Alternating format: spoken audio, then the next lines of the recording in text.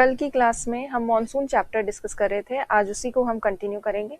कल हमने देखा कि मॉनसून जो है ये शब्द अरबी भाषा के शब्द से बना है, अरेबियन वर्ड से। और अरेबियन कौन से वर्ड से बना है? मौसम शब्द से बना है। और मौसम शब्द का वैसे तो शाब्दिक अर्थ होता है ऋतु या सीजन, पर वास्तव में इस मौसम शब्द का या मॉनसून का अर्थ है अर्धस्थायी पवनें, ऐसी पवनें जो हर सीजन में, हर ऋतु में अपनी दिशा में परिवर्तन करती हैं।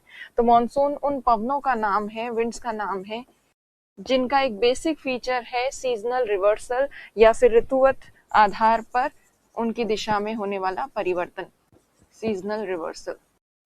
तो ये मॉनसून पवनों की खास बात है। और मॉनसून पवनों से प्रभावित जो भी क्षेत्र होते हैं वहां पर कौन सी जलवायु पाई जाती है? क्लाइमेट कौन सा होता है? मॉनसून क्लाइमेट होता है। और मॉनसून जलवायु जो है उसकी क्या क्या खास बातें हैं, विशेषताएं हैं? सबसे बड़ी एक विशेषता तो है ऋतु के आधार पर या ऋतुवत आधार पर पवनों में परिवर्तन, दिशा में परिवर्तन, पवनों की दिशा में परिवर्तन। दूसरी जो चीज है कि अधिकतम वर्षा जो है वो ग्रीष्म ऋतु में प्राप्त होती है, ग्रीष्म ऋतु में वर्षा। Most of the annual rainfall is received in summer season, जो कि एक बेसिक फीचर है इस मॉनसून क्लाइमेट का। जहां पे भी मॉनसून क्लाइमेट होता है वहां सीजनल रेनफॉल होती है, केवल एक ही सीजन में, ग्रीष्म ऋतु में ही ज्यादा वर्षा होती है। इसलिए ऐसे क्षेत्रों में जो अक्सर वनस्पति पाई जाती है वो है उष्ण कटिबंधीय पतझड़ वनस्पति, पतझड़ वनस्पति पाई जाती है। डेसिडस वेजिटेशन जो है वो देखने को मिलती है। और ट्रॉपिकल मॉनसून क्लाइमेट जो है वो मुख्यतः देखने को मिलता है दक्षिणी एशिया, मतलब साउथ एशिया, और साउथ एशिया में आ जाता है इंडिया, साउथ ईस्ट एशिया, दक्षिण पूर्वी एशिया और उत्तरी ऑस्ट्रेलिया में ये जलवायु पाई जाती है। फिर हमने कल की क्लास में ये भी देखा कि इस जलवायु से संबंधित, इसको समझाने के लिए बहुत से वैज्ञानिकों ने विभिन्न प्रकार के सिद्धांत दिए हैं, थ्योरीज दी हैं। और उन थ्योरीज को हम दो बड़े समूह में या ग्रुप्स में डिवाइड कर सकते हैं। एक तो है चिरसम्मत परिकल्पना या संस्थापित या क्लासिकल कॉन्सेप्ट, और एक है मॉडर्न कॉन्सेप्ट। जितनी भी अभी लेटेस्ट भी कोई थ्योरीज आ रही है मॉनसून की, तो वो सब किस में ऐड होंगी? मॉडर्न कॉन्सेप्ट में ऐड होंगी। तो ये जो चिरसम्मत परिकल्पना है, इसमें कौन सी थ्योरी है? इसमें है थर्मल थ्योरी या ऊष्मीय सिद्धांत, जो है एडमंड हेली का। फिर मॉडर्न थ्योरी में ओरिजिन से रिलेटेड, उत्पत्ति से संबंधित है ITCZ थ्योरी, फ्लोन की। उसके बाद आगे जितनी भी थ्योरीज हैं वो मॉनसून को प्रभावित करने वाले कारक हैं, फैक्टर्स हैं जो मॉनसून को इन्फ्लुएंस करते हैं, जैसे jet stream, El Nino, La Nina, Indian Ocean dipole, हिंद महासागरीय द्विध्रुव आदि। जेट स्ट्रीम जो है, दो तरह की जेट स्ट्रीम के बारे में हमें अध्ययन करना है, पछुआ जेट स्ट्रीम और पूर्वा जेट स्ट्रीम। और आज की क्लास में हम मेनली जेट स्ट्रीम वाला जो टॉपिक है उसी को कवर करेंगे। कल की क्लास में हमने ओरिजिन, उत्पत्ति से संबंधित ये दोनों सिद्धांत किए थे, और दोनों ही थ्योरीज जो हैं ये ओरिजिन के बारे में बताती है। और ये जो ऊष्मीय सिद्धांत है, थर्मल थ्योरी, जो सबसे पहले दी गई थी मॉनसून को समझाने के लिए, इसकी कमियों को दूर करता है ITCZ सिद्धांत। ये कल की क्लास में हमने देखा था। अब देखिए, कल की क्लास में हम ये देख चुके हैं कि ये जो चिरसम्मत परिकल्पना है या क्लासिकल कॉन्सेप्ट है जो हेली ने दिया है, इसके अनुसार मॉनसून निर्माण का मुख्य कारण माना जाता है जल तथा स्थल का विभेदी तापन। विभेदी तापन, विभेदी तापन का मतलब है इंग्लिश में differential heating of land and water, differential heating. और इसी डिफरेंशियल हीटिंग की वजह से हमेशा प्रेशर डिफरेंशियल बना रहता है, दाब प्रवणता बनी रहती है भारत और इंडियन ओशन या हिंद महासागर के बीच। और भारतीय उपमहाद्वीप और हिंद महासागर के बीच में प्रेशर डिफरेंस की वजह से ही जो विंड्स हैं वो चलती हैं। जैसे ग्रीष्म ऋतु में यदि हम देखें तो ग्रीष्म ऋतु में भारतीय उपमहाद्वीप या स्थल भाग पे लो प्रेशर बन जाता है क्योंकि बहुत गर्म हो जाता है लैंड रीजन। वाटर रीजन पे हाई प्रेशर बनता है क्योंकि वो बहुत ठंडा हो जाता है, मतलब इतना ज्यादा गर्म नहीं होता लैंड के कंपैरिजन में। इसलिए फिर विंड्स चलती हैं जल से स्थल की तरफ, वाटर से लैंड की तरफ। और जब ये पवनें जल से स्थल की तरफ चलती हैं तो ये आर्द्रता ग्रहण कर लेती हैं और मॉइस्चर लेके और ये भारत में जाकर वर्षा करती हैं। तो इसीलिए ग्रीष्म ऋतु में वर्षा होती है, समर सीजन में रेनफॉल रिसीव होती है। जबकि इसके विपरीत यदि हम देखें, जब समर के बाद जब विंटर सीजन आता है तो शीत ऋतु के दौरान ये स्थलीय भाग जो है इंडिया का, ये काफी ज्यादा ठंडा हो जाता है और इसलिए यहाँ हाई प्रेशर बनता है। और पानी जो है, इंडियन ओशन वाला जो जल है, वो इतना ज्यादा ठंडा नहीं होता, इसीलिए इंडियन ओशन में बना होता है लो प्रेशर। तो फिर विंड्स चलना शुरू करती हैं हाई प्रेशर से लो प्रेशर की तरफ, लैंड से वाटर की तरफ। और जब ये विंड्स लैंड से वाटर की तरफ चलती हैं तो ये ड्राई होती हैं और सामान्यतः वर्षा नहीं करती। हालांकि इनकी कुछ शाखा जो है थोड़ा बहुत बंगाल की खाड़ी से मॉइस्चर लेके थोड़ी सी वर्षा करती है, कहाँ, कोरोमंडल तट पर। तो ये हेली की थ्योरी है। तो हेली ने इतना सिंपली मॉनसून को समझाने की कोशिश की और केवल लैंड और वाटर के नेचर को रिस्पॉन्सिबल माना मॉनसून फॉर्मेशन के लिए, जबकि मॉनसून वास्तव में एक बहुत कॉम्प्लिकेटेड फिनोमेना है या बहुत जटिल परिघटना है जिसके निर्माण के पीछे केवल इतना सा कारण नहीं हो सकता। तो इस थ्योरी में बहुत सी कमियां थी। जैसे ये थ्योरी जो है ये बता नहीं पाई कि अप्रैल और मई के महीने में लो प्रेशर तो बन चुका होता है पर फिर भी कोई वर्षा प्राप्त नहीं होती है। इसके पीछे कारण क्या है ये सिद्धांत नहीं बता पाता। दूसरी चीज जो ये सिद्धांत नहीं बता पाता वो ये है कि कोई डेट फिक्स्ड क्यों नहीं है मॉनसून की। कभी मॉनसून जल्दी प्रारंभ होता है, कभी देर से प्रारंभ होता है, तो तिथि निर्धारित क्यों नहीं है ये भी नहीं बताता ये सिद्धांत। फिर तीसरी चीज जो ये सिद्धांत या थ्योरी नहीं बताती वो ये है कि मॉनसून की इंटेंसिटी या तीव्रता जो है मॉनसून की ये हर वर्ष अलग अलग क्यों होती है। तो ये तीनों चीजें जो है ये कमियां है इस सिद्धांत की, ये इसे एक्सप्लेन नहीं कर पा रहा है। और जब ये थ्योरी इन चीजों को एक्सप्लेन नहीं कर पाई तो नई थ्योरी दी गई जिसे कहा जाता है ITCZ सिद्धांत या एयरमास थ्योरी। और वो जो ITCZ सिद्धांत है वो मॉडर्न कॉन्सेप्ट के अंतर्गत आता है और मॉनसून के निर्माण को अच्छे से समझाता है। तो ये है ITCZ जो थ्योरी है वो। और ये ITCZ थ्योरी जो है ये मॉनसून की उत्पत्ति के बारे में है, ओरिजिन से रिलेटेड है और मॉडर्न कॉन्सेप्ट में आती है। ये मॉनसून सिद्धांत में मॉडर्न कॉन्सेप्ट आएगा, मॉडर्न कॉन्सेप्ट के अंतर्गत। अब देखिए ये जो मॉडर्न कॉन्सेप्ट में ITCZ की थ्योरी है तो फ्लोन इस थ्योरी के अंतर्गत क्या कहते हैं, क्या प्रमुख कारण बताए मॉनसून निर्माण का, दाब पेटियों का विस्थापन, प्रेशर बेल्ट जो है उनकी शिफ्टिंग, प्रेशर बेल्ट शिफ्टिंग, ये मॉनसून फॉर्मेशन का मेजर रीजन है, प्रमुख कारण है। और ये थ्योरी जो है ये साइंटिफिकली सही भी है। और इसमें ये बताया गया है कि गर्मियों के दौरान ITCZ इंडिया पर आकर स्थित हो जाता है, जैसे यहाँ पर इस पिक्चर में दिख रहा है। और फिर सदर्न हेमिस्फेयर की जो ईस्टर्लीज हैं व्यापारिक पवनें वो ITCZ की तरफ बढ़ती हैं और पहले सदर्न हेमिस्फेयर में चल रही होती है वो, फिर जैसे ही नदर्न हेमिस्फेयर में आती है, उत्तरी गोलार्ध में आती है, वो दाईं ओर मुड़ जाती हैं और दाईं ओर मुड़ के वो बन जाती हैं दक्षिण पश्चिम मानसून पवनें, साउथ वेस्ट मानसून विंड्स। और ये जो साउथ वेस्ट मानसून विंड्स हैं ये भारत में वर्षा लेकर आती हैं, मानसून विंड्स। तो ये है ITCZ थ्योरी। और ये थ्योरी ये भी कहती है कि समर के टाइम पर जिस तरह से इंडिया के ऊपर ITCZ होता है वैसे ही विंटर के टाइम पर इंडिया पर STHP भी होता है, उपोष्ण कटिबंधीय उच्च दाब पेटी। इसलिए विंटर के टाइम पर सर्दियों में स्थल से जल की तरफ चलती हैं पवनें जो सामान्यतः वर्षा नहीं कर पाती। तो ये दो चीजें बताई हैं समर और विंटर की इस थ्योरी ने और ये थ्योरी काफी हद तक सही है। तो विंटर में तो STHPB और समर में ITCZ, इसलिए समर में रेनफॉल और विंटर में नो रेन या वर्षा प्राप्त नहीं होती सामान्यतः। तो ये चीजें जो है ये हमने कल की क्लास में की थी। आज हम देखेंगे जेट स्ट्रीम के बारे में कि किस तरह से जेट स्ट्रीम का प्रभाव रहता है भारत के मॉनसून पर। तो अब जो भी हम फैक्टर्स पढ़ रहे हैं वो मॉनसून को प्रभावित करने वाले कारक हैं, फैक्टर्स अफेक्टिंग मॉनसून। उसमें जेट स्ट्रीम थ्योरी हम करें उससे पहले जेट स्ट्रीम का अर्थ आपको पता होना चाहिए, जेट स्ट्रीम कहते किसको हैं उसको हम देखते हैं पहले।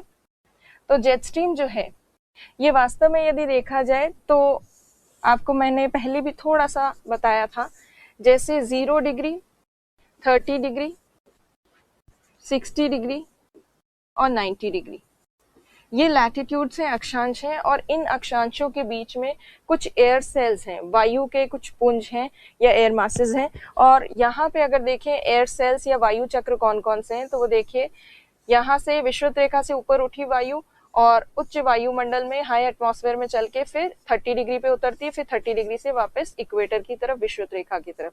इसे कहते हैं हेडले सेल, हेडले चक्र। इसी तरह से 60 डिग्री से ऊपर उठी वायु घूमकर 30 डिग्री पर उतरी और फिर वापस 60 की तरफ, तो इसे कहते हैं फेरल सेल, फेरल सेल। इसी तरह से एक और सेल बनता है पोलर सेल। ये सेल्स हम पहले ऑलरेडी देख चुके हैं। जहां ये वैश्विक स्तर पर सेल्स जो हैं, चक्र जो हैं, इन्हीं चक्रों के बीच में उच्च वायुमंडल में, हाई एटमॉस्फेयर में, ट्रोपोस्फेयर वाला जो पार्ट है वहां जेट स्ट्रीम बनती है। अब कहाँ बनती है ये देखिए, ये हेडले सेल और फेरल सेल जहां मिलते हैं, एक तो वहां बनती है जेट स्ट्रीम, और दूसरी जेट स्ट्रीम बनती है जहां पर फेरल सेल और पोलर सेल मिलते हैं, इनके बीच में बनती है। तो दो जेट स्ट्रीम बनती है हर एक हेमिस्फीयर में। जो 30 डिग्री के ऊपर हायर एटमॉस्फेयर में, उच्च वायुमंडल में जेट स्ट्रीम बनती है उसको कहते हैं सब ट्रॉपिकल वेस्टर्ली जेट स्ट्रीम, उपोष्ण कटिबंधीय पछुआ जेट स्ट्रीम। और जो 60 डिग्री के ऊपर बनती है हायर एटमॉस्फेयर में, उच्च वायुमंडल में, उसे कहते हैं polar jet stream, polar jet stream. तो ये दो जेट स्ट्रीम होती है दोनों हेमिस्फेयर में, दोनों गोलार्धों में।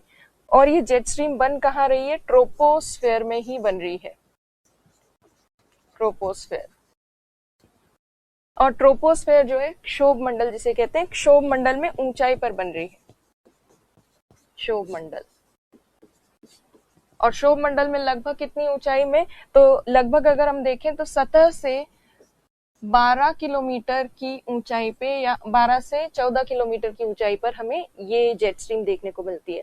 तो जेट स्ट्रीम सतह पर चलने वाली पवनें नहीं है। जेट स्ट्रीम्स उच्च वायुमंडल में, हाई एटमॉस्फेयर में लगभग 12 किलोमीटर या 14 किलोमीटर के आसपास चलने वाली, कई जगह 8 किलोमीटर भी है इसकी हाइट, तो 8 से 12 किलोमीटर के आसपास ऊंचाई पर क्षोभ मंडल में, केवल ट्रोपोस्फेयर में चलती है, समताप मंडल में नहीं चलती है। तो क्षोभ मंडल में चलने वाली ये पवनें हैं जो इन चक्रों के बीच में है, सेल्स के बीच में, हेडले और फेरल के बीच में, फेरल और पोलर के बीच में। तो ये है जेट स्ट्रीम, यहाँ पर स्थित है। इसी वजह से आप इस डायग्राम में अगर देखेंगे तो ये जेट स्ट्रीम जो दिख रही है आपको, ये है सब ट्रॉपिकल वेस्टर्ली जेट स्ट्रीम जो 30 डिग्री पर है, 30 डिग्री पर। इसी तरह से दूसरी जेट स्ट्रीम जो है वो 60 डिग्री पर है, जो पोलर जेट स्ट्रीम है। इस तरह से आपको सदर्न हेमिस्फीयर में भी दिखेगी, दक्षिणी गोलार्ध में भी। तो टोटल विश्व में 4 जेट स्ट्रीम्स हैं, 2 उपोष्ण कटिबंधीय जेट स्ट्रीम, 2 सब ट्रॉपिकल जेट स्ट्रीम और 2 पोलर जेट स्ट्रीम या ध्रुवीय जेट स्ट्रीम। तो ये है जेट स्ट्रीम। अब जेट स्ट्रीम जो है कहाँ बनी हुई है ये तो क्लियर है।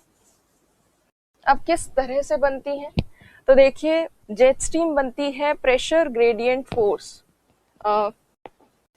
प्रेशर ग्रेडियंट फोर्स क्या है वो देखिए, प्रेशर ग्रेडियंट फोर्स और कोरियोलिस फोर्स के बैलेंस की वजह से। प्रेशर ग्रेडियंट फोर्स को PGF अब हम लिखेंगे शॉर्ट में, और इसे हिंदी में अगर देखें तो इसे कहते हैं दाब प्रवणता बल, दाब प्रवणता बल। इसको अब शॉर्ट में डायग्राम में हम PGF लिखेंगे। दूसरा जो कारक है इसके निर्माण में सहयोग जो करता है वो है कोरियोलिस फोर्स, कोरियोलिस फोर्स या कोरियोलिस बल। और कोरियोलिस फोर्स को अब हम डायग्राम में CF लिखेंगे। तो जब PGF मतलब प्रेशर ग्रेडियंट फोर्स या प्रेशर डिफरेंशियल फोर्स जो है वो और कोरियोलिस फोर्स बिल्कुल बैलेंस आउट हो जाती है, तब जाकर हायर एटमॉस्फेयर में, उच्च वायुमंडल में इस तरह की जेट स्ट्रीम जैसी पवनें चलती हैं। ये कैसे बैलेंस होती हैं? तो देखिए, जब मान लीजिए सामान्य स्थिति में सरफेस के ऊपर जब विंड्स होती हैं या पवनें चलती हैं, तो पवनों की स्पीड इतनी ज्यादा नहीं होती है सतह के आसपास, क्योंकि सतह के आसपास फ्रिक्शन या घर्षण बल काफी ज्यादा लगता है। और उच्च वायुमंडल में जब हम जाते हैं हायर एटमॉस्फेयर में, तो फ्रिक्शन फोर्स जो है वो नहीं लग रही होती है या बहुत ही कम लग रही होती है। और उच्च वायुमंडल में घर्षण बल के ना होने की वजह से ये जो प्रेशर ग्रेडियंट फोर्स है और कोरियोलिस फोर्स है ये बिल्कुल बैलेंस हो जाती है, और समदाब रेखाओं के या आइसोबार लाइन के पैरेलल विंड्स चलने लग जाती है, जिनको हम कहते हैं जेट स्ट्रीम। अब कैसे बनती हैं वो देखिए। तो देखिए, एक तो है प्रेशर ग्रेडियंट फोर्स। मान लीजिए यहां पर एक कोई समदाब रेखा है, समदाब रेखा, यहाँ पर एक समदाब रेखा और दूसरी समदाब रेखा यहाँ है। मान लीजिए ये आइसोबार लाइन जो है, आइसोबार लाइन,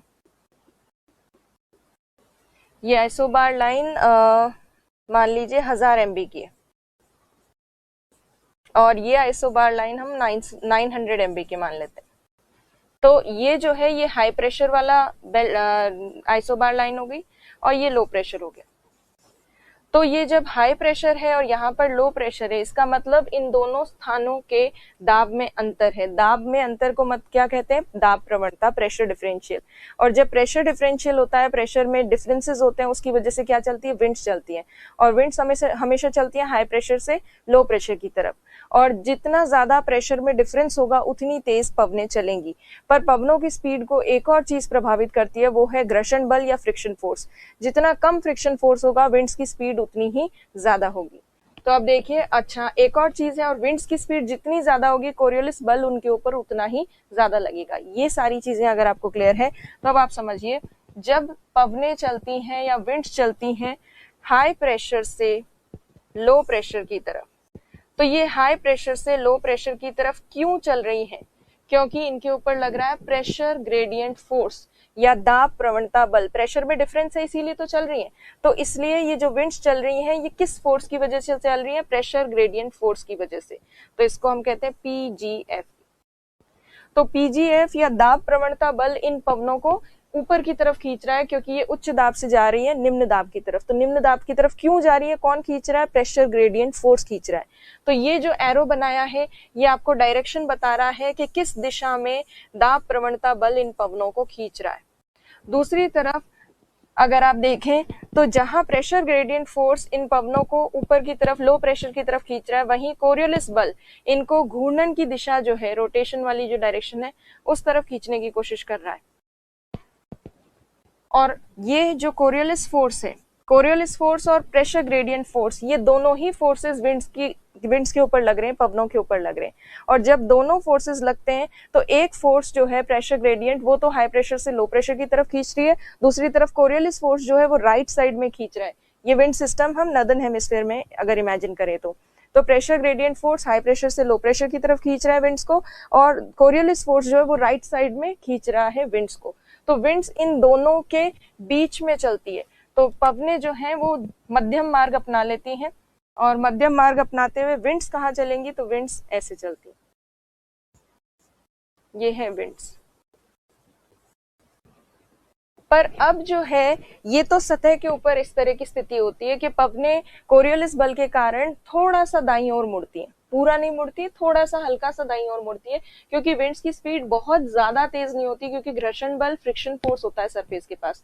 तो जब प्रेशर ग्रेडियंट फोर्स लगता है या उच्च दाब से निम्न दाब की तरफ पवनें जाती हैं, तो सीधे जाने के बजाय थोड़ा सा राइट में मुड़ जाती हैं, उत्तरी गोलार्ध में, नॉर्दर्न हेमिस्फीयर में।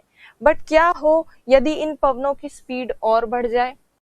क्या हो यदि इन पवनों के ऊपर बिल्कुल फ्रिक्शन फोर्स ना लगे? तो इनकी स्पीड बहुत ही ज्यादा तेज हो जाएगी, और अगर बहुत ज्यादा तेज होगी तो जो कोरियोलिस फोर्स इनके ऊपर लग रहा है वो और ज्यादा प्रभावी हो जाएगा, और ज्यादा स्ट्रांग हो जाएगा, और तेजी से विंड्स को खींचने की शक्ति हो जाएगी उसमें।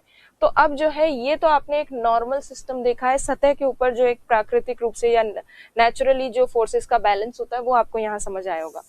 अब हम देखेंगे कि कैसे विंड्स की स्पीड बढ़ने के साथ साथ धीरे धीरे कोरियोलिस फोर्स और प्रेशर ग्रेडियंट फोर्स जो है, दाब प्रवणता बल, वो बैलेंस आउट हो जाते हैं। तो देखिए, यहां पर सबसे पहले तो हम बनाएंगे प्रेशर ग्रेडियंट फोर्स, फिर उसके बाद एक और प्रेशर ग्रेडियंट, 2-3 एग्जाम्पल देखेंगे तो एक और प्रेशर ग्रेडियंट फोर्स बना लेते हैं यहाँ पर।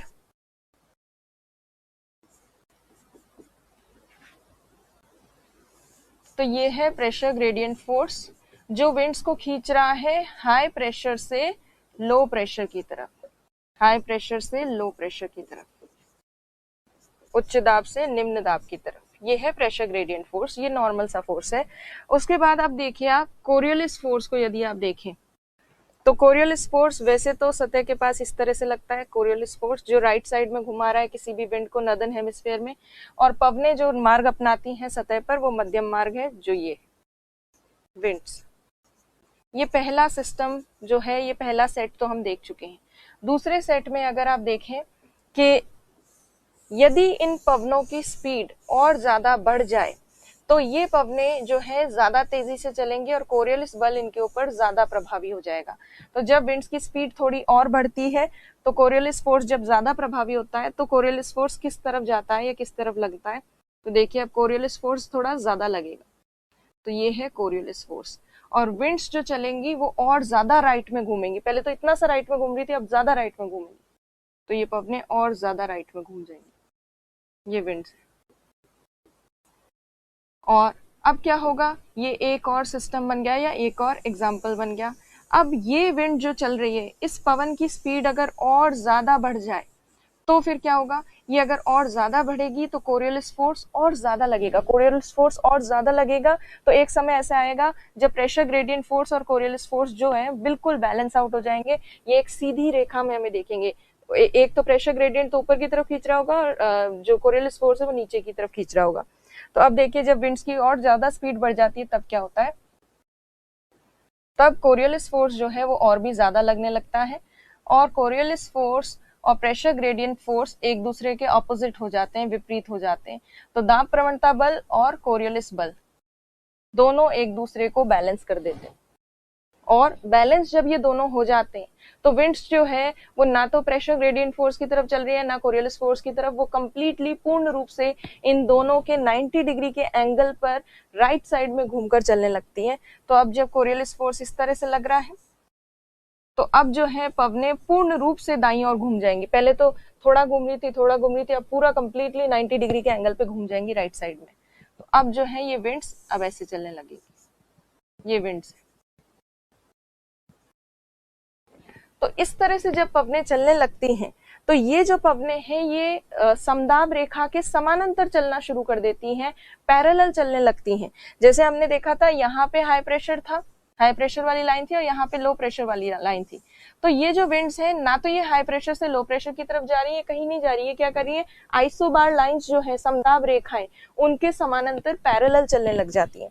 और जब उच्च वायुमंडल में हायर एटमॉस्फेयर में इस तरह से विंड्स जो हैं वो समदाब रेखा के समानांतर चलने लग जाए, पैरेलल चलने लग जाए, तो उन विंड्स को हम क्या कह देते हैं, जियोस्ट्रोफिक विंड्स, या फिर इनको कहा जाता है जेट स्ट्रीम।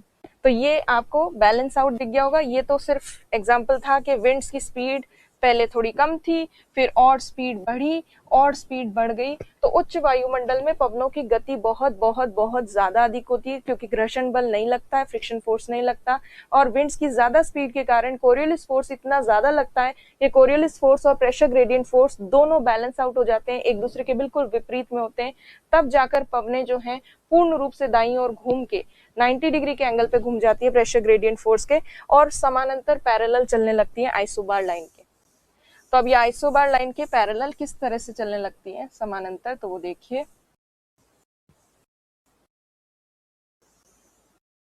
अब जब ये आइसोबार के पैरेलल चलेंगी समदाब रेखा के समानांतर तो किस तरह से चलेगी वो देखिए। ये समदाब रेखा आपको याद है जो मैंने सबसे स्टार्टिंग में बनाई थी, ये 1000 MB की प्रेशर ग्रेड आइसोबार लाइन या समदाब रेखा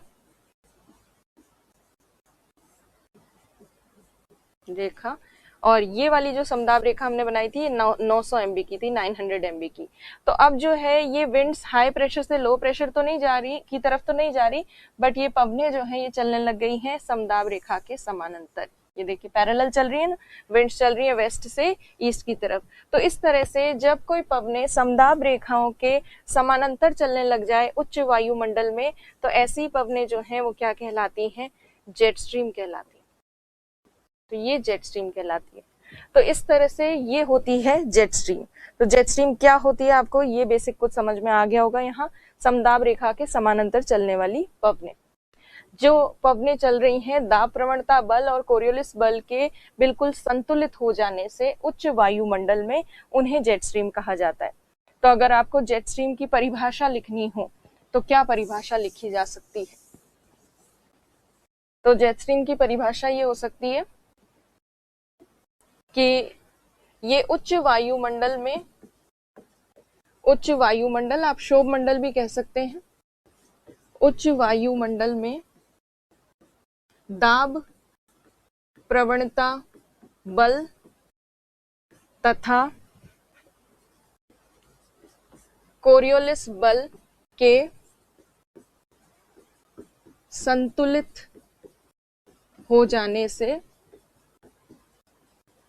से समदाब रेखाओं के समदाब रेखाओं के समानांतर चलने वाली पवनें हैं, रेखाओं के समानांतर चलने वाली पवनें हैं जिन्हें जेट स्ट्रीम कहते हैं। तो जेट स्ट्रीम क्या होती है? उच्च वायुमंडल में, क्षोभ मंडल में लगभग 8 से 12 किलोमीटर ऊंचाई पर समदाब रेखाओं के समानांतर चलने वाली पवनें होती हैं। और ये जो विंड्स हैं जेट स्ट्रीम अक्सर मिएंडरिंग पाथ में चलती हैं या विसर्पाकार मार्ग में चलती हैं। तो इंग्लिश मीडियम स्टूडेंट्स की अगर डेफिनेशन की बात करें तो बस वही सिंपल है कि the winds blowing in the higher atmosphere due to the balance in pressure gradient force and Coriolis force and these winds blow parallel to the isobar lines. ये विंड्स जो है इनकी और भी कुछ खास बातें हैं। ये मिएंडर करती, मतलब विसर्प करती हैं और विसर्पाकार मार्ग में चलती, विसर्प करती, ऐसे चलती। तो ये पवनें जो हैं इस तरह से चलती हैं। और ये विंड्स जो हैं ये एक मान सकते हैं कि उच्च वायुमंडल में पवनों की या विंड्स की एक नदी है। तो ये 3 डायमेंशनल विंड्स होती हैं जिनकी चौड़ाई भी है, लंबाई भी है और काफी ज्यादा इनकी गहराई या इनका नीचे तक भी विस्तार काफी ज्यादा है। तो बहुत बड़ी पवनें हैं, एक तरह से आपको पवनों की नदी के जैसे दिखाई देती हैं या मान सकते हैं इनको उच्च वायुमंडल में। ये पवनें हमेशा, जो परमानेंट जेट स्ट्रीम्स हैं वो हमेशा पश्चिम से पूर्व की ओर चलती हैं, वेस्ट से ईस्ट की ओर। और जेट स्ट्रीम की जो है स्पीड बहुत तेज होती है, गति काफी उच्च होती है। गर्मियों में थोड़ी सी गति जो है इनकी कम हो जाती है और सर्दियों में ज्यादा स्ट्रॉन्ग हो जाती है। सर्दियों में ज्यादा प्रबल होती है, गर्मियों में थोड़ी कम प्रबल होती है। तो इनकी स्पीड 110 किलोमीटर प्रति घंटा से लेकर 180 किलोमीटर या उससे भी ज्यादा स्पीड इनकी देखने को मिलती है प्रति घंटा के आसपास। बहुत ज्यादा स्पीड भी हो जाती है। और दोनों जेट स्ट्रीम में से अगर देखें, सब ट्रॉपिकल और पोलर जेट स्ट्रीम में से, तो पोलर जेट स्ट्रीम जो है वो ज्यादा प्रभावी है, ज्यादा प्रबल है, ज्यादा स्ट्रॉन्ग है। और जेट स्ट्रीम चलती भले ही उच्च वायुमंडल में है, परंतु उस जेट स्ट्रीम का नीचे सतह पर भी काफी प्रभाव होता है। जैसे ये जेट स्ट्रीम मानसून को प्रभावित करती है और मानसून के आगमन को प्रभावित करती है खास तौर पर। तो ये हो गई जेट स्ट्रीम की बेसिक डेफिनेशन। अब जेट स्ट्रीम अगर आप समझ चुके हैं तो अब हम बात करते हैं कि कौन सी जेट स्ट्रीम्स हैं जो भारत के मानसून को प्रभावित करती हैं। तो देखिए, 2 तरह की जेट स्ट्रीम्स हैं। ये जेट स्ट्रीम जो है, एक जेट स्ट्रीम तो है पछुआ जेट स्ट्रीम। ये पछुआ जेट स्ट्रीम वही है जो अभी आपने ग्लोब पे उपोष्ण कटिबंधीय जेट स्ट्रीम देखी। तो पछुआ जेट स्ट्रीम में हम बेसिकली सब ट्रॉपिकल वेस्टर्ली जेट स्ट्रीम की बात करते हैं। वेस्टर्ली जेट स्ट्रीम, जिसे हिंदी में कह सकते हैं उपोष्ण कटिबंधीय पछुआ जेट स्ट्रीम। पछुआ जेट स्ट्रीम, तो ये उपोष्ण कटिबंधीय पछुआ जेट स्ट्रीम जो है ये चलती है 30 डिग्री अक्षांश के ऊपर ट्रोपोस्फेयर में, क्षोभ मंडल में। तो एक तो ये जेट स्ट्रीम मानसून को प्रभावित करती है। ये परमानेंट जेट स्ट्रीम है जो विश्व में हमेशा रहती है, पूरे साल भर रहती है। बस थोड़ी सी इसकी पोजीशन चेंज होती रहती है। सर्दियों में ये इंडिया के ऊपर होती है, गर्मियों में ये इंडिया से हटकर उत्तर में चली जाती है, चाइना वगैरह की तरफ। और इसके बाद दूसरी ये जो जेट स्ट्रीम है पूर्वा जेट स्ट्रीम। ये पूर्वा जेट स्ट्रीम कोई नॉर्मल जेट स्ट्रीम नहीं है, कभी कभी बनने वाली, समर में, केवल ग्रीष्म ऋतु के दौरान जब मानसून की स्थिति होती है तभी ये जेट स्ट्रीम बनती है थोड़ा बहुत। और ये टेम्परेरी जेट स्ट्रीम है और इसमें प्रॉपर कोई जो जेट स्ट्रीम वाले इतने ज्यादा जो गुण हैं प्रॉपर वो भी क्लियरली देखने को नहीं मिलते। सिर्फ एक हल्की सी छोटी सी उच्च वायुमंडल में चलने वाली कुछ पवनें हैं जो मानसून को प्रभावित करती हैं। तो ये टेम्परेरी है, अस्थायी है। टेम्परेरी मतलब ये केवल बनती है समर सीजन में। तो ये 2 जेट स्ट्रीम्स हैं जिनको एक एक करके हम देखेंगे। तो मानसून के ऊपर पछुआ जेट स्ट्रीम का भी प्रभाव है और पूर्वा जेट स्ट्रीम का भी प्रभाव है। दोनों के प्रभाव को एक एक करके समझेंगे। सबसे पहले हम बात करेंगे पछुआ जेट स्ट्रीम के प्रभाव के बारे में। तो देखिए, वेस्टर्ली जेट स्ट्रीम जो है, पछुआ जेट स्ट्रीम के प्रभाव के बारे में एक साइंटिस्ट ने बताया है। उन साइंटिस्ट का नाम है M.T. यिन। और M.T. यिन ने जो सिद्धांत में बताया है वो क्या बताया वो देखिए। M.T. यिन का ये कहना है कि उपोष्ण कटिबंधीय पछुआ जेट स्ट्रीम जो होती है, सब ट्रॉपिकल वेस्टर्ली जेट स्ट्रीम, ये भारत में मानसून के आगमन को प्रभावित करती है, अराइवल को इन्फ्लुएंस करती है। और कैसे इन्फ्लुएंस करती है वो देखेंगे। सबसे पहले शीत ऋतु में इस जेट स्ट्रीम की क्या भूमिका होती है, उसके बाद जैसे जैसे सीजन चेंज होता है वैसे वैसे इस जेट स्ट्रीम की क्या भूमिका होती है वो हम देखेंगे। तो ये जेट स्ट्रीम, उपोष्ण कटिबंधीय पछुआ जेट स्ट्रीम चलती कहाँ है? तो ये सामान्यतः जनरली चलती है 30 डिग्री अक्षांश के ऊपर, हायर एटमॉस्फेयर में, उच्च वायुमंडल में 30 डिग्री वाला जो एरिया है उसके ऊपर चलती है। तो केवल 30 डिग्री नहीं, मतलब 30 के आसपास वाला जो पूरा क्षेत्र है वहां पे चलती है, क्योंकि इसकी चौड़ाई भी तो है, तो काफी बड़े क्षेत्र में ये जेट स्ट्रीम चलती है। सर्दियों में जब ये जेट स्ट्रीम चलती है विंटर में, तो विंटर में ये जब जेट स्ट्रीम आती है तो ये पश्चिम से पूर्व की तरफ चलती है, जैसा कि हम जानते हैं वेस्ट से ईस्ट की तरफ चलती है जेट स्ट्रीम्स। और जब ये पश्चिम से पूर्व की तरफ चलती हैं तो जब ये भारत की तरफ आती हैं उच्च वायुमंडल में चलते हुए, और ये जेट स्ट्रीम जब 8 किलोमीटर के आसपास, अच्छा सर्दियों में एक तो इनकी प्रभाव बहुत ज्यादा प्रबल हो जाता है, स्ट्रांग हो जाता है इनका इफेक्ट, प्लस ये काफी नीचे आ जाती है, इनका वॉल्यूम जो है भारी होती है, ठंडी होती है, तो वो थोड़ा नीचे भी होती है। तो सर्दियों में जब ये जेट स्ट्रीम पश्चिम से पूर्व की तरफ चलते हुए आती है इंडिया की तरफ, तो इंडिया की तरफ आने पर भारत के ठीक उत्तर में यहाँ पामीर नॉट वाला क्षेत्र है, तिब्बत का पठार का कुछ भाग यहाँ पर है, और आगे फिर तिब्बत का पठार, यहाँ पर पामीर नॉट वाला एरिया है, फिर तिब्बत का पठार यहाँ विस्तृत है, और उसके दक्षिण में यहाँ पर हिमालय पर्वत विस्तृत है। तो हिमालय पर्वत भी काफी ऊंचा है, तिब्बत का पठार भी ऊंचा क्षेत्र है, तो मध्य एशिया के काफी ऊंचे पर्वतीय क्षेत्र यहाँ पर आ जाते हैं। तो जब ये जेट स्ट्रीम पश्चिम से पूर्व की तरफ चलती है तो इंडिया की तरफ आते ही हिमालय पर्वत और तिब्बत के पठार वाले ऊंचे भाग से टकराकर ये दो शाखाओं में बढ़ जाती है, 2 ब्रांचेस में बढ़ जाती है। और जब ये 2 शाखाओं में बढ़ती है तो इसकी एक शाखा तो जाती है तिब्बत के पठार के उत्तर की तरफ, और दूसरी शाखा जाती है हिमालय पर्वत के दक्षिण की तरफ। हिमालय पर्वत के दक्षिण की तरफ क्या है? गंगा के मैदान है, वहां गंगा के मैदान वाले क्षेत्र से ये जेट स्ट्रीम जो है उसके ऊपर से, गंगा प्लेन्स के ऊपर से बहती है। तो जेट स्ट्रीम जो है जब इंडिया की तरफ आती है पश्चिम से पूर्व की तरफ, तो ये बाइफर्केट हो जाती है या डिवाइड हो जाती है, विभक्त हो जाती है 2 भागों में। और ये 2 भागों में जब विभक्त होती है तो इसकी 2 शाखाएं बनती है, एक तो उत्तरी शाखा जो तिब्बत के पठार के उत्तर में चलती है, और दूसरी शाखा जो है वो है दक्षिणी शाखा, जिसे हम कहते हैं सदर्न ब्रांच।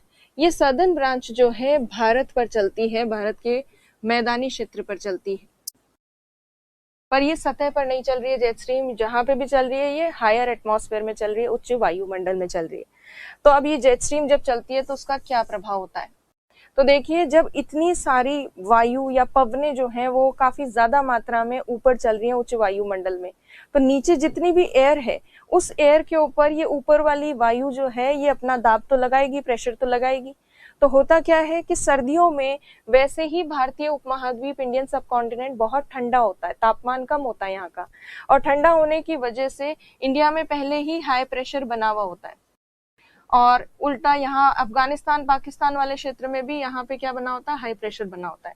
पर ये पवनें जब आती हैं तो ये जेट स्ट्रीम की वजह से यहाँ इंडिया पे और आसपास के क्षेत्रों में जो प्रेशर बना हुआ है, हाई प्रेशर, वो और भी स्ट्रॉन्ग हो जाता है, प्रबल हो जाता है, क्योंकि इन विंड्स का भी दाब लगता है उस नीचे वाली एयर मास के ऊपर, वायु के ऊपर। तो ये जेट स्ट्रीम जब शीत ऋतु में चलती है तो ये भारत में उच्च दाब परिस्थितियों को और ज्यादा प्रबल कर देती है। प्लस अफगानिस्तान पाकिस्तान वाले क्षेत्र में तो ये जेट स्ट्रीम उस स्थिति में थी जब ये डिवाइड भी नहीं हुई थी, तब उसका पावर और भी ज्यादा था। तो अफगानिस्तान पाकिस्तान वाले क्षेत्र में तो ये इतना स्ट्रॉन्ग हाई प्रेशर कंडीशंस बनाती है कि अफगानिस्तान पाकिस्तान वाले क्षेत्र में एंटी साइक्लोनिक कंडीशंस बनती है। एंटी साइक्लोनिक कंडीशंस मतलब प्रति चक्रवात की स्थिति, और प्रति चक्रवात की स्थिति में क्या होता है?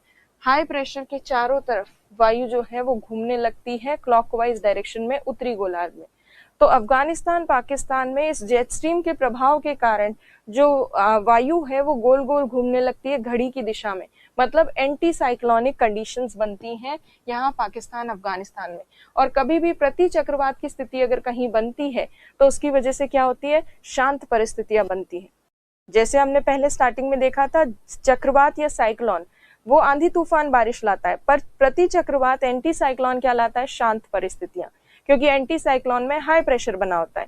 और जहां पे भी हाई प्रेशर बना होता है, जैसे इंडिया पे भी हाई प्रेशर बना हुआ है इस सीजन में, तो हाई प्रेशर की वजह से उच्च दाब के समय क्या होता है, वायु का अवतलन होता है, नीचे सतह पर वायु उतरती है, तो वायु अवतलन, अवतलन, या इसको हम कह सकते हैं डिसेंडिंग एयर, डिसेंडिंग एयर। तो वायु का अवतलन होता है जिसकी वजह से उच्च दाब परिस्थितियां तो बनी ही हुई है भारत में। और जहां पे भी जब भी कभी डिसेंडिंग एयर होती है कहीं पर, तो वो डिसेंडिंग एयर ना तो बादल बनाती है ना ही वर्षा करती है। तो इसी वजह से भारत में शीत ऋतु के दौरान उच्च दाब परिस्थितियों को और प्रबल करती है ये जेट स्ट्रीम। भारत में वायु का अवतलन होने के कारण सामान्य शांत परिस्थितियां होती है या वायुमंडलीय स्थायित्व की स्थिति होती है और बादल निर्माण एवं वर्षा नहीं होती। इसीलिए शीत ऋतु के दौरान विंटर सीजन के टाइम पर जनरली ड्राई कंडीशंस हमें देखने को मिलती हैं और भारत में सामान्यतः वर्षा नहीं होती है, नो रेन, जनरली वर्षा नहीं होती है संपूर्ण भारत की अगर बात करें तो ये जेट स्ट्रीम का प्रभाव है। तो जेट स्ट्रीम सर्दियों में क्या करती है, इंडिया में हाई प्रेशर को बढ़ाकर शुष्क परिस्थितियों को और प्रबल करती है, एरिड कंडीशंस को या ड्राई कंडीशंस को और ज्यादा स्ट्रॉन्ग करती है, क्योंकि ये डिसेंडिंग ऑफ एयर जब होगी तो बादल नहीं बनेंगे, बारिश नहीं होगी। पर इसका एक और पहलू है, इसी पछुआ जेट स्ट्रीम के कारण, इसी वेस्टर्ली जेट स्ट्रीम की वजह से शीत ऋतु में उत्तर पश्चिमी भारत में, नॉर्थ वेस्टर्न इंडिया में थोड़ी बहुत मावठ वर्षा जो होती है वो होती है या वो प्राप्त होती है। अब वो मावठ क्यों होती है, कैसे होती है, वो देखिए। तो विंटर सीजन में ये जो भूमध्य सागर है, मतलब अफ्रीका के उत्तर में ये वाला जो सागर है ये है मेडिटेरेनियन सी या भूमध्य सागर, भूमध्य सागर। भूमध्य सागर में छोटे छोटे चक्रवात बनते हैं थोड़े बहुत सर्दियों में, और वो जो छोटे चक्रवात यहाँ बनते हैं मेडिटेरेनियन सी में, उन छोटे चक्रवातों को ये जेट स्ट्रीम अपने साथ आगे धकेल लाती है। जैसे जो स्मॉल साइक्लोन्स बने भूमध्य सागर में, उन चक्रवातों को ऊपर जो जेट स्ट्रीम चल रही है इन साइक्लोन्स को अपने साथ लेकर आगे की तरफ आ जाएगी, और आगे जब ये आएगी तो ये किसकी तरफ आएगी, इंडिया की तरफ लेकर आएगी इन साइक्लोन्स को।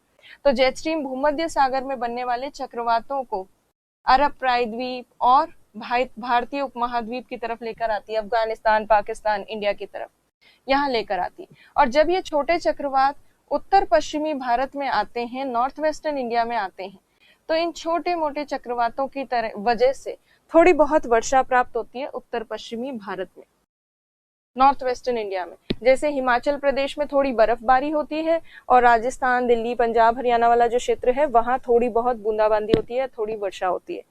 तो ये जो जेट स्ट्रीम है भारत के पश्चिम में जो भूमध्य सागर है वहां के चक्रवाती या वहां की जो आंधी तूफान है उनको इंडिया तक लेकर आती है।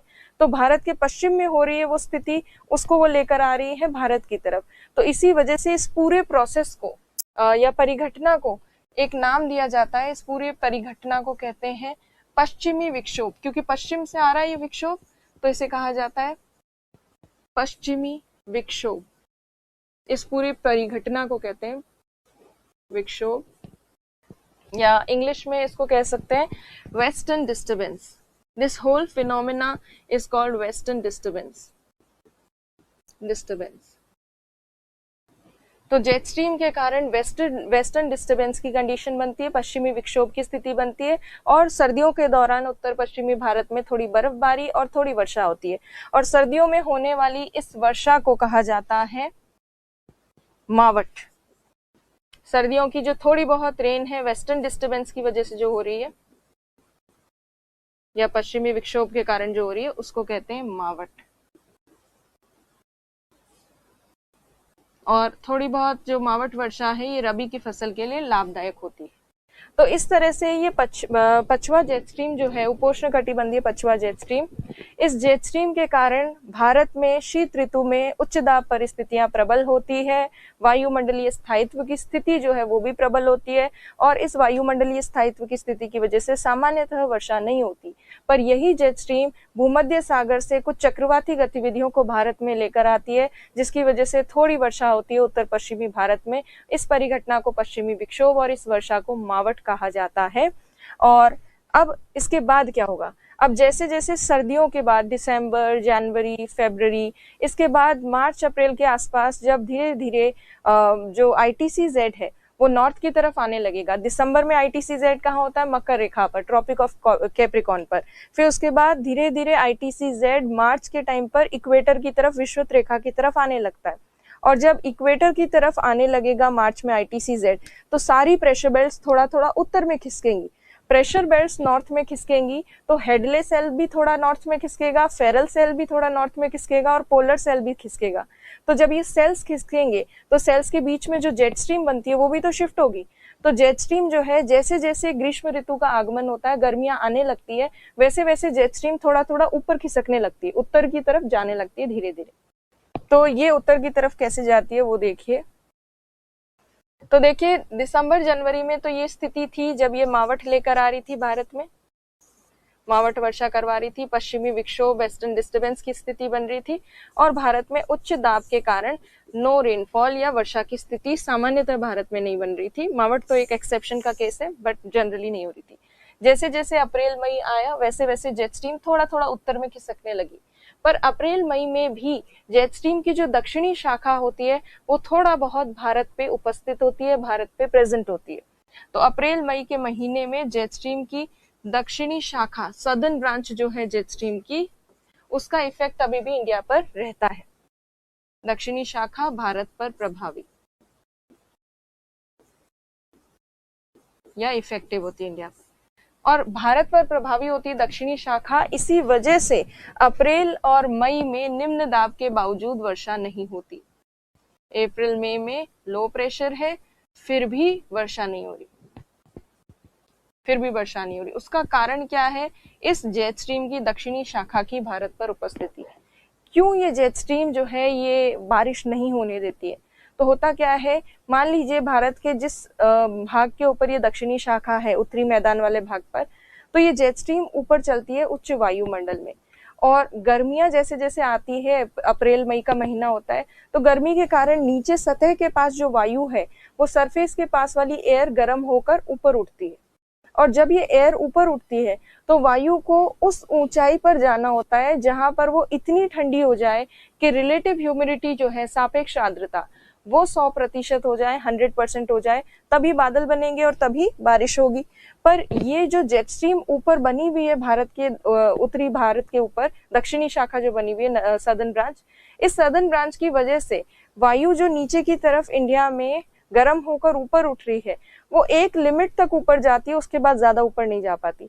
तो ये जेट स्ट्रीम जो है ये रोक लेती है विंड्स को, इसी वजह से विंड्स ज्यादा ऊपर तक नहीं जा पाती और वर्षा करने के लिए बादल नहीं बना पाती, क्योंकि इन विंड्स को और ऊपर जाना है ताकि ये ऊपर जाकर बादल निर्माण कर सके और रिलेटिव ह्यूमिडिटी इनकी 100% हो पाए। तो इसी वजह से अप्रैल मई में नीचे सरफेस पर लो प्रेशर तो बनता है, एयर का कन्वेक्शन भी होता है, पर वो कन्वेक्शन को लिमिट कर देती है, ऑब्स्ट्रक्ट कर देती है या रोक देती है उस संवहन को एक ऊंचाई तक, जेट स्ट्रीम्स। और इसी दक्षिणी शाखा की वजह से भले लो प्रेशर कितना भी तीव्र बना हो, पर सामान्यतः वर्षा भारत में प्राप्त नहीं हो पाती। तो माना कि उत्तर भारत में तो वर्षा नहीं होगी, क्योंकि उत्तर भारत में उत्तरी मैदान में वो दक्षिणी शाखा सदर्न ब्रांच जेट स्ट्रीम की अभी भी है, पर दक्षिण भारत जो है वहां पे थोड़ा थोड़ा कुछ एक क्षेत्रों में बारिश होना शुरू हो जाती है अप्रैल मई में। और अप्रैल मई में जो दक्षिण भारत के कुछ भागों में वर्षा होती है उसे कहते हैं मानसून पूर्व वर्षा। तो सदर्न इंडिया में तो थोड़ी बहुत प्री मानसून रेनफॉल होती है, जैसा हमने कोस्टल प्लेन रीजन में किया था, आम्र वर्षा, चेरी ब्लॉसम, तो वो सब तो होता है, पर इंडिया में ओवरऑल संपूर्ण भारत में प्रॉपर्ली वर्षा प्राप्त नहीं हो पाती, क्योंकि ये सदर्न ब्रांच इंडिया के ऊपर अभी भी इफेक्टिव होती है। तो अप्रैल मई में ये दक्षिणी शाखा बारिश नहीं होने देती। और जैसे ही जून जुलाई आता है, जब भारत के ऊपर ITCZ आकर स्थापित होता है, तब ये जेट स्ट्रीम जो है ये पूर्ण रूप से भारत से हट जाती है और भारत के ऊपर चाइना की तरफ चली जाती है, सेंट्रल एशिया की तरफ चली जाती है, इंडिया को छोड़कर चली जाती है। और जब ये इंडिया को छोड़कर जाती है तभी भारत में वर्षा प्रारंभ होती है या रेन बिगिन होती है। तो जो हेली का सिद्धांत था उसमें जो कुछ चीजें या कुछ कमियां जो थी हेली के सिद्धांत की, वो यहाँ कमियां जो है वो दूर हो रही हैं। कैसे? हेली नहीं समझा पाए कि अप्रैल मई में लो प्रेशर के बावजूद वर्षा क्यों नहीं हो रही है, तो ये थ्योरी जेट स्ट्रीम थ्योरी समझाती है कि अप्रैल मई में लो प्रेशर के बावजूद वर्षा इसलिए नहीं हो रही क्योंकि जेट स्ट्रीम की दक्षिणी शाखा भारत पर बनी रहती है। फिर दूसरा जो हेली का एक प्रश्न था कि कोई तिथि निर्धारित क्यों नहीं है, डेट फिक्स क्यों नहीं है, कब होती है मानसून की वर्षा, कौन सी डेट पे होगी। तो मानसून वर्षा तभी स्टार्ट होगी जब जेट स्ट्रीम भारत को छोड़कर उत्तर में विस्थापित हो जाएगी, और सामान्यतः ये उत्तर में विस्थापित तब होती है जब ITCZ इंडिया पर आकर स्थापित हो जाता है। तो ये जेट स्ट्रीम थ्योरी जो है ये बताती है कि मानसून का आगमन कब होगा, कब से वर्षा प्रारंभ होगी। वर्षा तभी आएगी या तभी प्रारंभ होगी जब जेट स्ट्रीम भारत से हटेगी। तो ये जेट स्ट्रीम, पछुआ जेट स्ट्रीम के बारे में बेसिक चीज है। तो वेस्टर्ली जेट स्ट्रीम आगमन को प्रभावित करती है, अराइवल ऑफ मानसून को इन्फ्लुएंस करती है। तो अब वेस्टर्ली जेट स्ट्रीम हम देख चुके हैं, तो अब हम बात करते हैं ईस्टर्ली जेट स्ट्रीम की, पूर्वा जेट स्ट्रीम की। अब देखिए पूर्वा जेट स्ट्रीम में क्या बेसिक चीजें हैं। तो ये पूर्वा जेट स्ट्रीम के बारे में किसने बताया? तो पूर्वा जेट स्ट्रीम के बारे में जो सिद्धांत दिया है ये इंडियन साइंटिस्ट ने दिया, जिनका नाम है पी कोटेश्वरम। पी कोटेश्वरम नाम के जो साइंटिस्ट हैं, इन्होंने इस ट्रॉपिकल ईस्टर्ली जेट स्ट्रीम के साथ साथ तिब्बत के पठार का जो प्रभाव है वो भी भारत के मानसून पर बताया है। तो जब पूर्वा जेट स्ट्रीम बताते हैं तो आपको तिब्बत के पठार के बारे में भी बताना होता है, तो इसको कहेंगे ट्रॉपिकल ईस्टर्ली जेट स्ट्रीम। तो इसके लिए शॉर्ट फॉर्म अब ये यूज होगा, ट्रॉपिकल ईस्टर्ली जेट स्ट्रीम। अब ये जेट स्ट्रीम कहाँ से बनती है? तो देखिए गर्मियों में, समर के टाइम पर जब इंडिया पर ITCZ आ चुका है, ITCZ का इंडिया पर आकर स्थित होना, इसका मतलब है भारत के ठीक मध्य भाग के ऊपर सूर्य ठीक ऊपर स्थित है, और भारत पर जब सूर्य आ जाता है तो इसके भारत में यहाँ पर आसपास जो हिमालय पर्वतीय क्षेत्र है और उसमें जो पठारी क्षेत्र है वहां सूर्य तब प्राप्त होता है, या सोलर इंसोलेशन जो है, सोलर रेडिएशन, सौर विकिरण, वो सौर विकिरण काफी ज्यादा मात्रा में प्राप्त होती है इंडिया और उसके आसपास वाले क्षेत्रों में। और इस वजह से यहाँ पर हिमालय पर्वत, एक तो हिमालय पर्वत है, हिमालय पर्वत के ठीक पीछे चाइना का एक पर्वत है जिसका नाम है कुनलुन शान। कुनलुन शान, तो हिमालय पर्वत और कुनलुन शान नाम का जो पर्वत है, इन दोनों माउंटेन्स के बीच में एक प्लेटो है या एक पठार है, उस पठार का नाम है तिब्बत का पठार। तिब्बत का पठार जो है ये विश्व का सबसे बड़ा पठार है, काफी ऊंचा, सबसे ऊंचा पठार भी है। तो ये बड़ा और ऊंचा पठार ये एक अंतर पर्वतीय पठार है क्योंकि माउंटेन्स के बीच में है। पर्वत जो होते हैं वो भले ही ऊंचे होते हैं पर पर्वतों का ऊपरी भाग नुकीला होता है, वहां पे ज्यादा सतह नहीं मिलती है, ज्यादा सरफेस नहीं होता है माउंटेन्स का, क्योंकि ऊपरी भाग नुकीला होता है। पर ये जो पठार है ये बहुत बड़ा क्षेत्र है, बहुत बड़ा एरिया है जो कि ऊंचा भी है। तो इतना बड़ा क्षेत्रफल होने के कारण और ऊंचाई ज्यादा होने के कारण सीधा जो सौर विकिरण प्राप्त होती है, सोलर रेडिएशन, उसको रिसीव करके तिब्बत का पठार जो है गर्मियों में स्पेशली जून के आसपास बहुत ज्यादा गर्म हो जाता है, और इतना ज्यादा गर्म हो जाता है कि तिब्बत के पठार पर वायु जो होती है वो गर्म होकर ऊपर उठने लगती है, मतलब कन्वेक्शन होता है, संवहन। गर्म वायु ऊपर उठना मतलब संवहन, और जब संवहन होता है वायु का तो तिब्बत के पठार पर बनता है लो प्रेशर, निम्न दाब।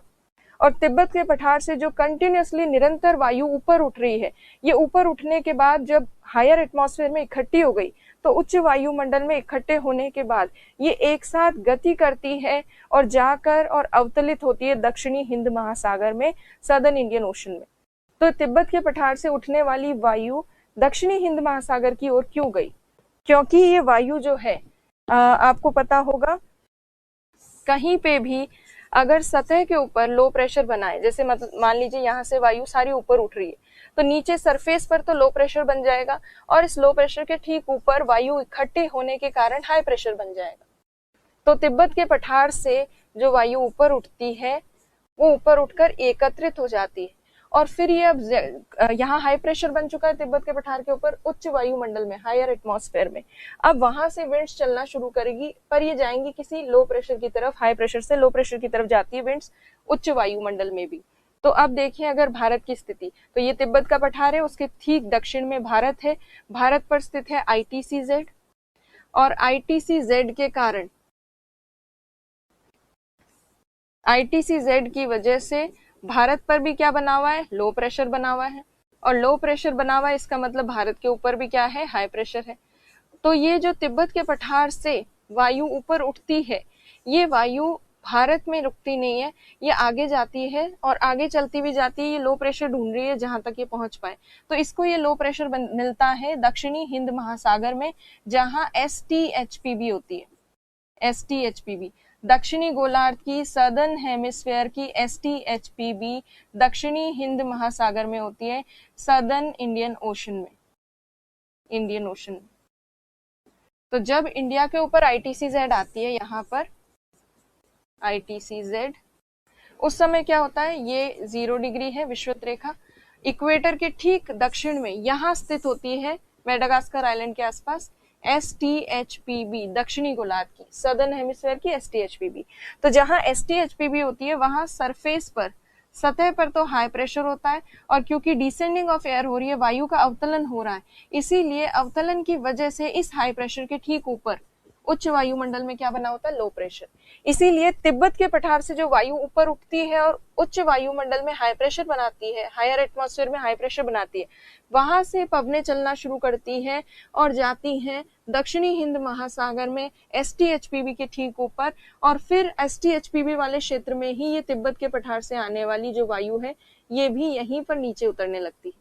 और जब ये वायु भी नीचे उतरेगी यहाँ पर, मतलब तिब्बत के पठार से आने वाली ये वायु, इसको अलग कलर में देख लेते हैं, तो ये वायु भी जब नीचे उतरेगी यहाँ पर, तो उसकी वजह से ये हाई प्रेशर जो बना हुआ है सदर्न इंडियन ओशन में यहाँ पर, वो हाई प्रेशर और ज्यादा स्ट्रांग हो जाएगा।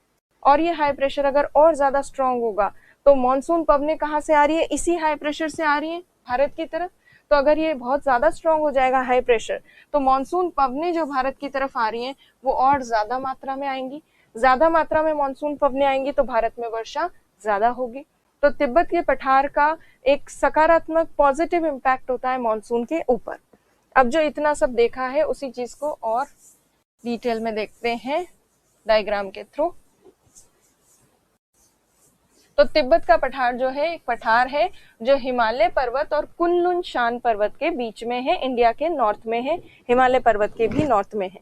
तिब्बत का पठार जब गर्म होता है तो तिब्बत के पठार पर बना होता है लो प्रेशर, और इस लो प्रेशर से, निम्न दाब से वायु जो ऊपर उठती है, ये उच्च वायुमंडल में इकट्ठी होने के बाद दक्षिणी हिंद महासागर की तरफ आती है, सदर्न इंडियन ओशन की तरफ, और दक्षिणी हिंद महासागर में आकर अवतलित होती है, जहां पहले ही हाई प्रेशर बना होता है, और उस हाई प्रेशर को वो और स्ट्रॉन्ग करती है।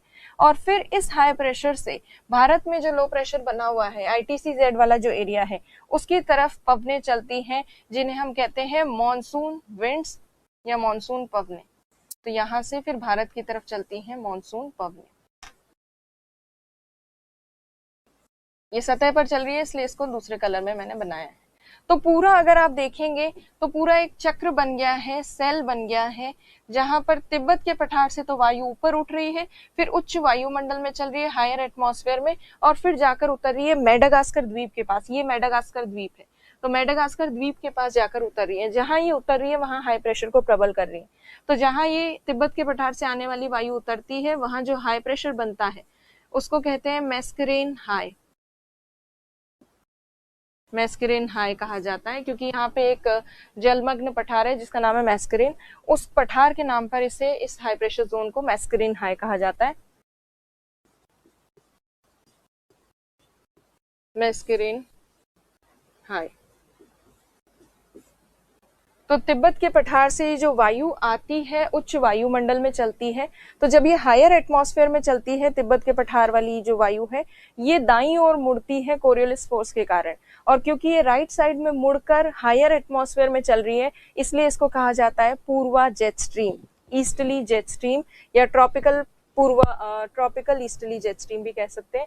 तो ये जो पूर्वा जेट स्ट्रीम, अगर आप देखें यहाँ से जब ये यहाँ तक आ रही है आगे की तरफ, तो ये दाईं ओर मुड़ रही है, राइट साइड में मुड़ रही है। ये उधर की तरफ नहीं जा रही, साउथ ईस्ट एशिया की तरफ नहीं जा रही, ये किस तरफ जा रही है, अफ्रीका की तरफ। अफ्रीका इंडिया के ईस्ट की तरफ पड़ता है। तो ये जेट स्ट्रीम या ये जो उच्च वायुमंडल में तिब्बत के पठार से पवनें चल रही है, तेजी से चलते हुए राइट साइड में घूम जाती हैं, और राइट साइड में घूमकर फिर एंड में दक्षिणी हिंद महासागर में जाकर उतरती हैं। तो ये क्योंकि राइट में घूम रही है इसलिए इनको कहा जाता है पूर्वा जेट स्ट्रीम।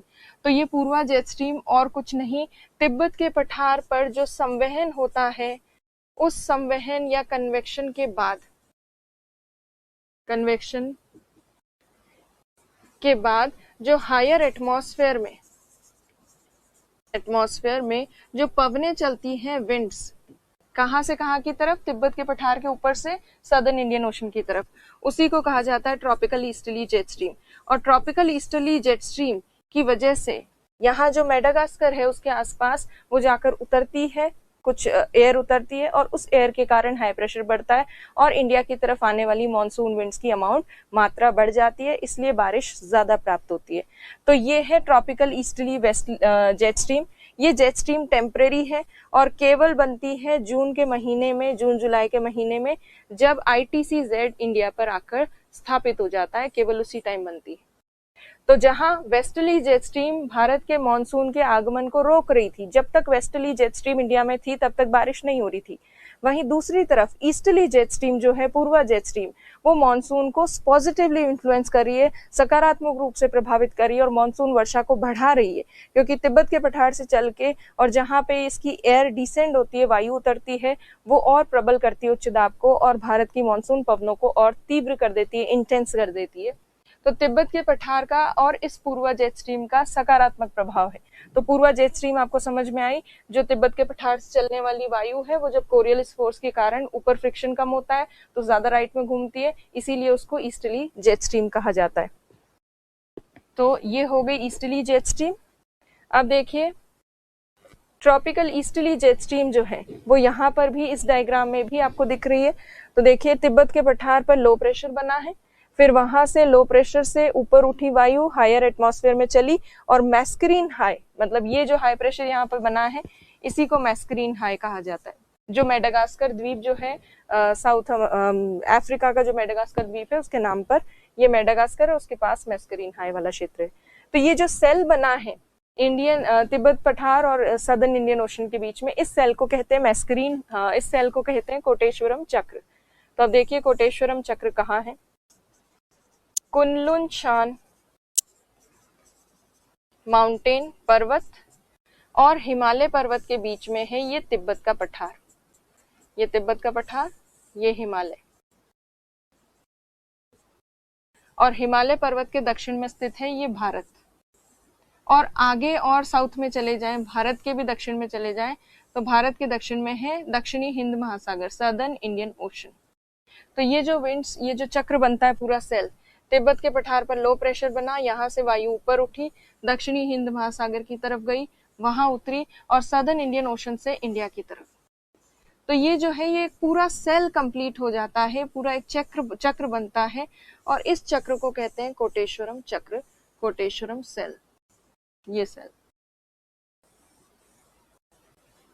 ये है कोटेश्वरम सेल।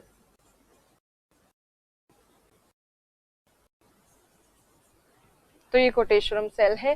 तो एग्जाम में आपको कोटेश्वरम सेल भी आ जाए तो आपको बनाना आना चाहिए। तो ये कोटेश्वरम सेल हो गया। अब देखिए दोनों तरह की वेस्टर्ली और ईस्टर्ली जेट स्ट्रीम हमने डिस्कस कर ली। अब एक छोटी सी एक जेट स्ट्रीम भी नहीं है प्रॉपर, पर सोमाली के आसपास चलने वाली जो एक वायु है उसकी बात करते हैं, पवने जो है उसकी बात करते हैं। अच्छा, उसकी बात करें उससे पहले कई बार एग्जाम में तिब्बत के पठार की भूमिका आ जाती है कि क्या तिब्बत के पठार की क्या भूमिका है, भारत में मॉनसून को किस तरह से प्रभावित करता है। तो दो तरह के इसके प्रभाव हैं। एक तो ये भौतिक अवरोध उत्पन्न करता है सर्दियों में, इसी वजह से इस भौतिक अवरोध के कारण ही जो सब ट्रॉपिकल वेस्टर्ली जेट स्ट्रीम है वो डिवाइड होती है, दो पार्ट्स में डिवाइड होती है या विभक्त होती है। तो शीत ऋतु के दौरान ये पछुआ जेट स्ट्रीम को विभक्त करता है दो भागों में, जिससे दक्षिणी शाखा और उत्तरी शाखा बनती है और दक्षिणी शाखा का भारत पर प्रभाव रहता है और भारत पर वो उच्च दाब परिस्थितियों को प्रबल कर सर्दियों के दौरान शुष्क परिस्थितियों को बनाए रखती है और मावट वर्षा जो है वो करवाती है जेट स्ट्रीम। तो वेस्टर्ली जेट स्ट्रीम को ये डिवाइड करता है सर्दियों में, और गर्मियों में क्या करता है, ईस्टर्ली जेट स्ट्रीम का निर्माण इसी पठार की वजह से होता है। ट्रॉपिकल ईस्टर्ली जेट स्ट्रीम उष्णकटिबंधीय पूर्वा जेट स्ट्रीम, वो इसी पठार की वजह से बनती है, क्योंकि गर्मियों में बहुत गर्म होता है, गर्म होकर इससे संवहन होता है कन्वेक्शन, और कन्वेक्शन के कारण जो हायर एटमॉस्फेयर में एयर चलती है वो राइट साइड में घूमती है, इसलिए वो ट्रॉपिकल ईस्टर्ली कहलाती है, और वो मानसून को सकारात्मक रूप से पॉजिटिवली इन्फ्लुएंस करती है, क्योंकि ये ईस्टर्ली जेट स्ट्रीम जो है ये इंडियन ओशन के ऊपर हाई प्रेशर को और स्ट्रॉन्ग कर देती है, इंडियन ओशन पे हाई प्रेशर को स्ट्रॉन्ग करती है।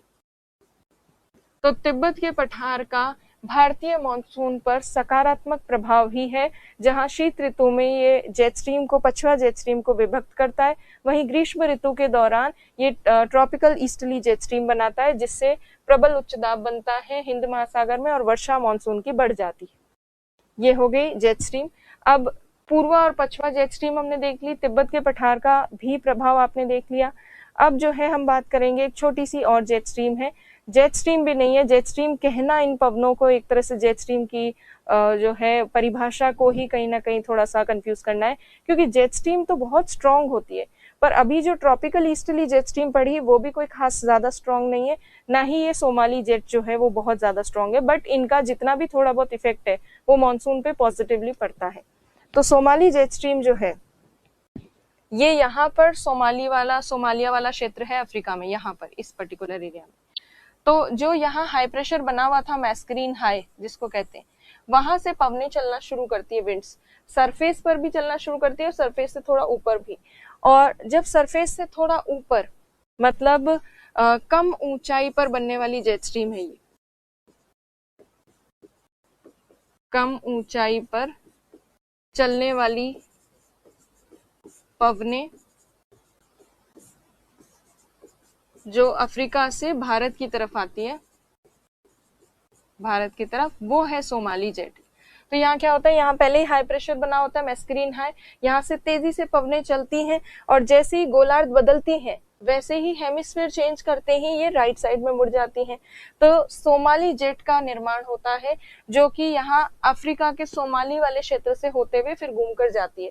सोमाली जेट जो है कम ऊंचाई पर बनने वाली एक ऐसी पवन है जो कि भारत की तरफ बढ़ती है और भारत की तरफ अन्य मानसून पवनों को भी धकेलती है, और इवन यहाँ पे जो ओशन करंट है, यहाँ पर सोमाली नाम की गर्म महासागरीय धारा है, उसको भी ये भारत की तरफ धकेलती है, जिसकी वजह से गर्म पानी उस एरिया में जाता है, उस क्षेत्र में जाता है। तो सोमाली जेट जो है मॉनसून पवनों को भारत की तरफ धकेल कर भारत में वर्षा की संभावनाओं को और ज्यादा बढ़ा देती है। तो सोमाली जेट का भी भारत पर सकारात्मक प्रभाव है। तो इसमें ज्यादा डिटेल में नहीं एक्सप्लेन करना, आपको सिंपल सा लिखना है कि सोमाली जेट जो है वो अफ्रीका के पूर्वी भाग में कम ऊंचाई पर बनने वाली एक जेट स्ट्रीम है जो भारत की तरफ बढ़ के मानसून पवनों को भारत की तरफ धकेल के और मानसून वर्षा को भारत में बढ़ाती है। तो अभी जो हमने जेट स्ट्रीम्स पढ़ी, उन जेट स्ट्रीम्स में हम 3 तरह की जेट स्ट्रीम या 3 बेसिक जेट स्ट्रीम्स पढ़ चुके हैं। मेन जेट स्ट्रीम्स में तो आपने पढ़ी पछुआ, वेस्टली और पूर्वा, और पूर्वा जेट स्ट्रीम का संबंध किसके साथ है, तिब्बत के पठार से है। और तीसरी जो छोटी मोटी एक और जेट स्ट्रीम पढ़ी वो हमने पढ़ी सोमाली। तो ये जेट स्ट्रीम्स का प्रभाव रहता है भारतीय मॉनसून पर। सर्दियों में अलग रहता है, सर्दियों में वेस्टर्ली जेट स्ट्रीम मावट लेकर आती है और वेस्टर्ली जेट स्ट्रीम मॉनसून को आने नहीं देती है भारत की तरफ, जबकि ईस्टर्ली जेट स्ट्रीम और तिब्बत का पठार भारत के मॉनसून के लिए बहुत सकारात्मक प्रभाव डालते हैं और सोमाली जेट भी सकारात्मक प्रभाव डालती है। तो ये जेट स्ट्रीम हो गई और इनको आप रिवाइज कीजिएगा, इसके नोट्स बनाइएगा, फिर आगे चल के हम और भी चीजें जो है मॉनसून से रिलेटेड डिस्कस करेंगे। तो आज हमने पूरा जेट स्ट्रीम वाला जो बेसिक कॉन्सेप्ट था उसको समझने की कोशिश की है। चलिए आप रिवाइज कीजिएगा, नोट्स बनाइएगा। Thank you.